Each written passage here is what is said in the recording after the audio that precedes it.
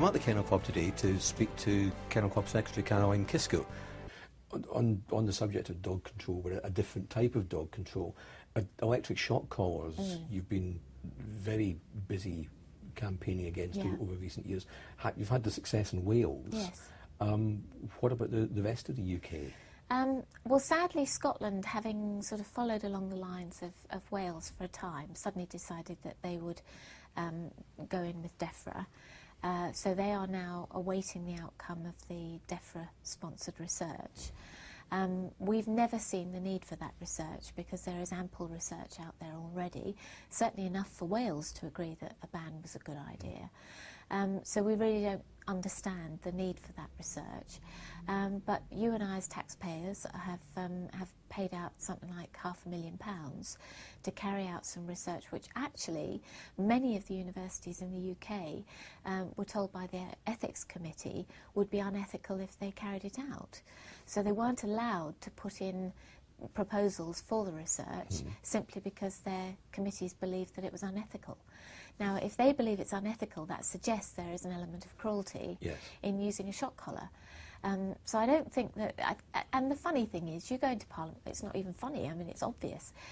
For most parliamentarians, it's an absolute no-brainer. They would...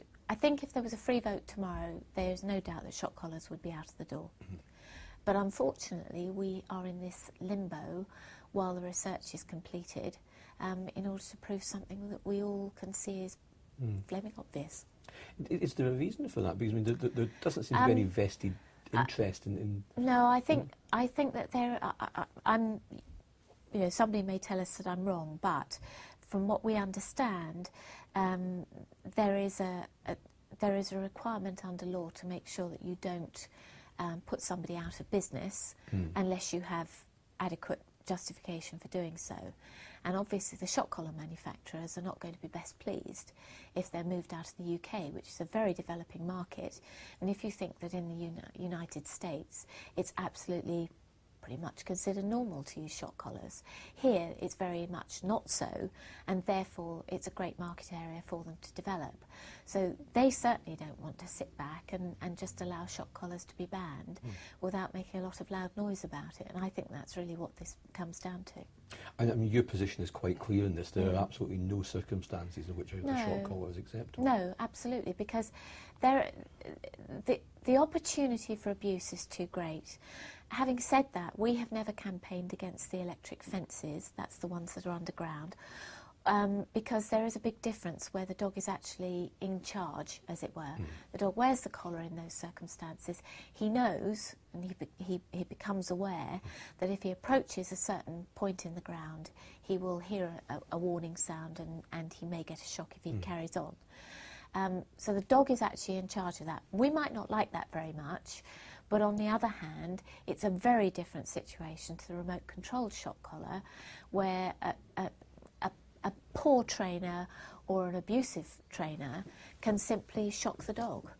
And there have been some absolutely appalling cases of cruelty, which nobody would deny are cruelty. And that's fine. You can say, OK, well, that can be proved as cruelty and therefore you don't need to ban shock collars. But on the other hand, most of these things are used out of sight of other people. Most people wouldn't know that they're even being used, and therefore we think that they just should not be about because the opportunity for abuse is too great. I suppose with the fences scenario, there's some consistency as to where the dog... Absolutely. Whereas with shock collars, a boundary is a boundary. A poor trainer, there's no... They can be completely, they can be completely inconsistent in the way that they use it. Which isn't going to teach the dog anything at the end of the day. No, and more and more we have evidence that shows that dogs simply don't put two and two together on this one. You know, there have been instances where a shock has been administered at the wrong moment and the dog then gets a fear of rustling leaves or will attack the dog next to it because it thinks that the dog next to it caused the shock.